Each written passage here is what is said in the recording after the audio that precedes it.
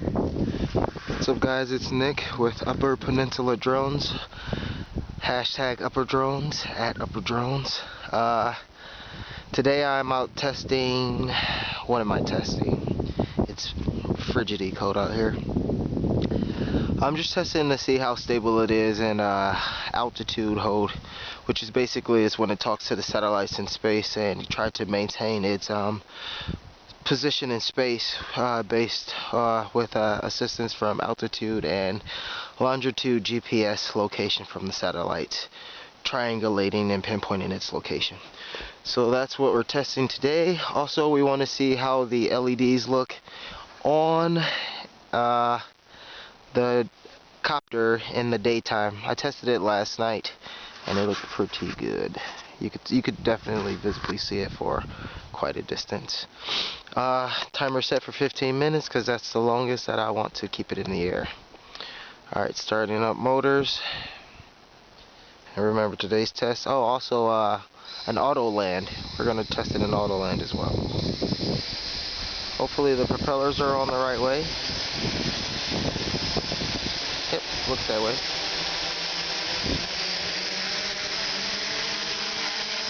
Alrighty, and she is up.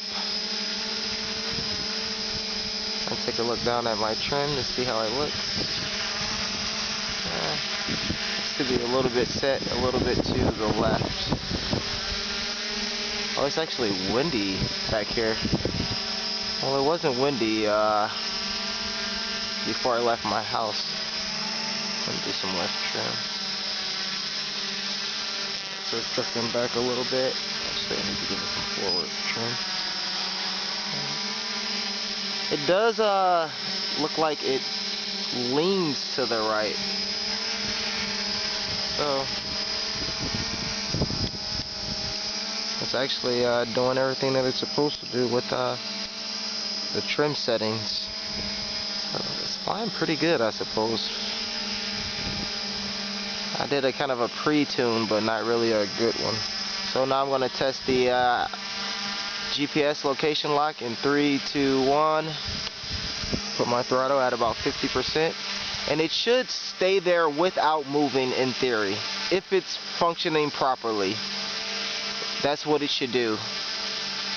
So far it's doing that. I'm 100,000% impressed. I'm almost speechless. I can't believe this is working. That's awesome. Because it didn't work last night. And it hadn't worked, and I would like to say previous attempts, but I don't think I've ever gotten this drone to that point where it actually did get to the point where I was trying a GPS lock. Holy shit, it's working. That's awesome. So it's not moving right now, and that is the Octocopter. Quite a long time of developing. So if this stays here for the entire 15 minutes, which that's the test that I'm hoping it does do, then I'm happy. But as of right now, it looks like it is struggling, but it looks like it is trying to maintain its space, its location in space-time, and its direction. I haven't touched the controller. I'll take it off my neck. So I haven't touched it in quite a while since I said I was engaging that feature. I'm just going to walk around it. And there's a log, and it seems to be maintaining its location. I haven't done anything. I haven't trimmed it. It's actually almost trimmed out to the way it should be. Maybe that was a problem last night. I had trim settings in the radio, so maybe that was making it attempt to maintain its position but still drift. So I'm really happy with this so far. So far we've been up for about 2 minutes. That's the timer that we say. Timer that we have on here. As like I said, still haven't touched the controller. And I just made a 360-degree walk around the drone, the Octocopter. It's getting a little bit wobbly, but that could be the wind. It's pretty nice. I'm gonna put my radio back around my collar because it's really not safe to do that. Alright, check out the video. There it is, guys. It's just up there floating. still have given 0 input. So you can just kind of watch it just take care of itself in the sky. So this is a proud day. I feel like a dad. Well, I am a dad, but not like to that degree, but it's like I put in a lot of work. Uh-oh, it's drifting to the right. Let's see what it does. See if it tries to correct. It's yawing to the right, I guess. So if I drop the hat or throw it on my head real fast, you'll know why. Because the drone is not doing what it's supposed to do. So what I'm going to do is I'm going to give it a little bit. You see it? It just did a really big yaw to the right. That's not bad after about 3 minutes. So I'm going to give it some more of that. And I'm going to take it back up to an altitude that I like. Alright, so it's climbing. I bring it back down to 50%. There we go. I know I won't be able to feel any wind from down here, but we'll see. Oh no, you actually can feel quite a bit of wind. Oh, there it is, it's yawing again. Now I wonder if that is some sort of GPS error. Because it made a sudden turn and a sudden stop. But yeah, you can still feel the wind from down here. I'd say it's about maybe 30 feet up, not very high at all. I'm going to give it that left yaw again. Get it facing towards that direction. See how it stops and locks? That's what it's supposed to do. I'm going to check the timer on the radio. Looks like we are at 10 minutes. We started at 15, about 16.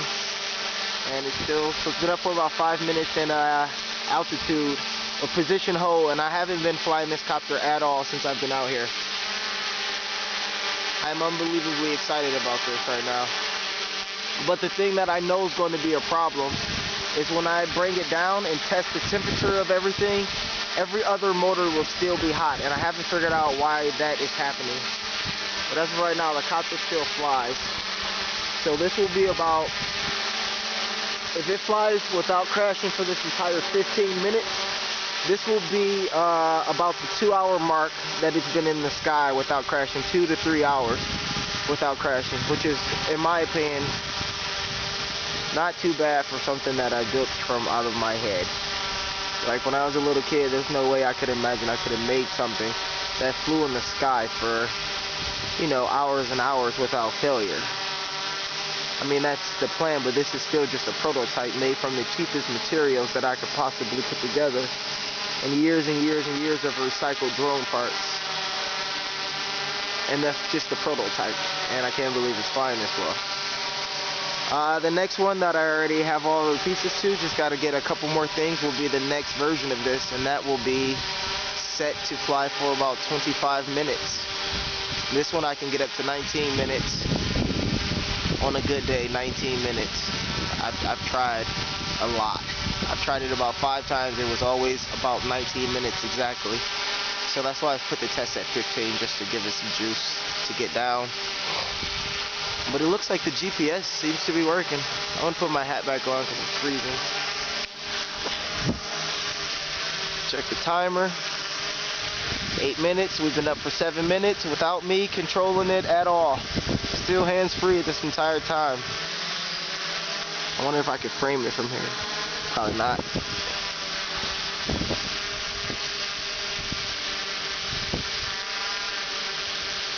So yeah, one of the first things that I test. Oh yeah, sorry guys, I haven't made a video in a while because I've had a lot of stuff going on with computer issues, memory card issues. I lost 2 memory cards, which I lost about 10 videos. So it's not, I have been making the videos, but I didn't post any of the videos before I broke 2 SD cards. And the funny thing is that they were mini SD cards, micro, and somehow I managed to break 2 of those, and they're very small with not a lot of space. So yeah, that happened.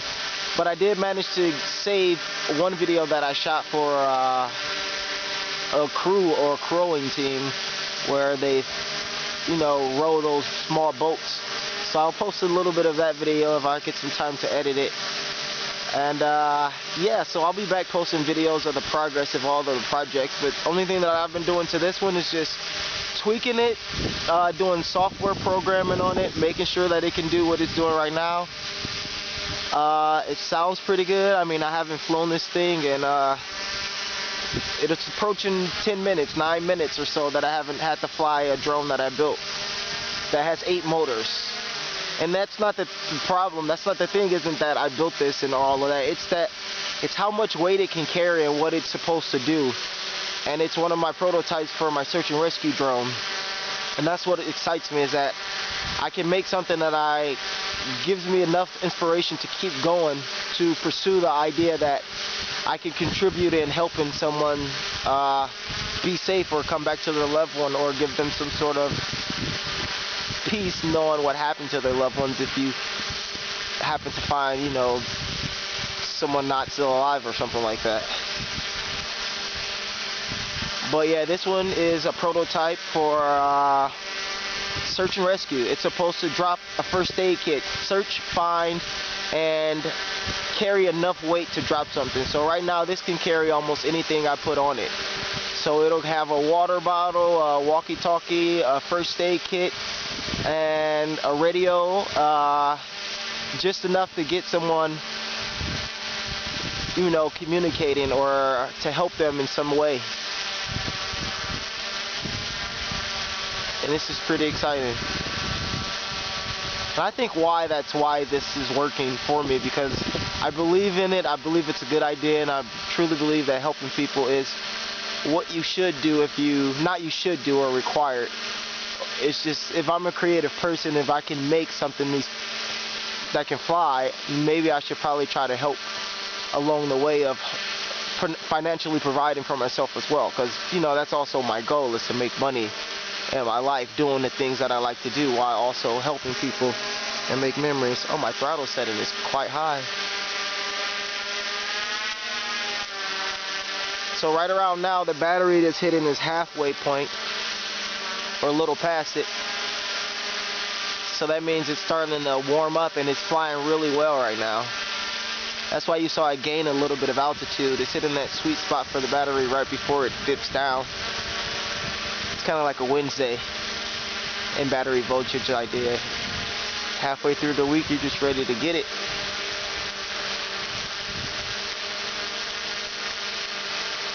Alright, so the GPS lock works. I'm amazed. I mean, that works. I mean, it's maintaining its location in space-time. I did just pull it back over from the left. That's how much it drifted in like 10 minutes, just a little bit over that way. Which isn't bad for a knockoff brand GPS. Like I said, this was made of the cheapest materials, except for the autopilot. The autopilot is one of the best that you can buy. It's a Pixhawk, but everything else is unbelievably cheap. I got it at discount, or because it's discontinued, because it wasn't reliable enough. Alright, so we got 3 more minutes before I'm willing to call this test a successful test. I think every test, in my opinion, for when I'm testing something, it needs to be done for 15 minutes without any problems. And if it can do that 3 to 5 times without any problems, then it's ready to move on to the next phase of testing. And this is one of the last phases of testing. It's done with this prototyping time. It gave me the idea and the confidence of what it will look like and what it will fly like, because I didn't know. I've never seen a copter this size that has the propellers reversed towards the bottom. This is still not a thing. They have them on toy copters, but they don't have any on them on actual size copters. So I wanted this to have clean, smooth airflow all the way down. It's good.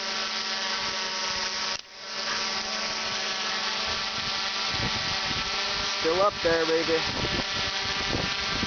You still feel that wind from here too.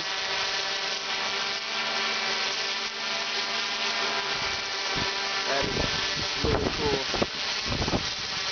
Yeah, you guys can comment in the video. Let me know what you think I could do next to test. Some of the things that I got planned for this is, I mean, this one is gonna be my my baby. Like this is like, it's so reliable now. Like it's approaching 3 hours, no problems.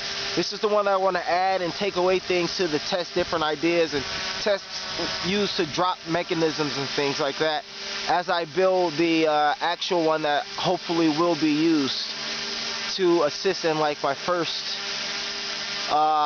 like mapping, agriculture mapping, or my search and rescue. Because the same one, I'm not going to just have it in the like just collecting dust. It's going to be the same one that I use for mapping if I'm working with conservation, just so we can count the trees and see the water and make sure everything's still dying. That's happening. But anyway, this is awesome. GPS is working. LEDs are still visible. You can see the gust of wind. Timer's beeping right now. That means we're approaching that last 1 minute mark. We're gonna go up and do a last hoorah. Yeah, see what it looks like up there. GPS lock. GPS lock. Awesome. It is working. I'm very happy. It's time for me to land it. This test is complete. It's a good day. Oh, also, let's try the other new feature where we put it in auto land. And here we go in 3, 2, 1. It should automatically land by itself. That is coming down way too hot, but we'll see what happens. So it should land by itself without me doing anything. That's the plan. See if that works as well.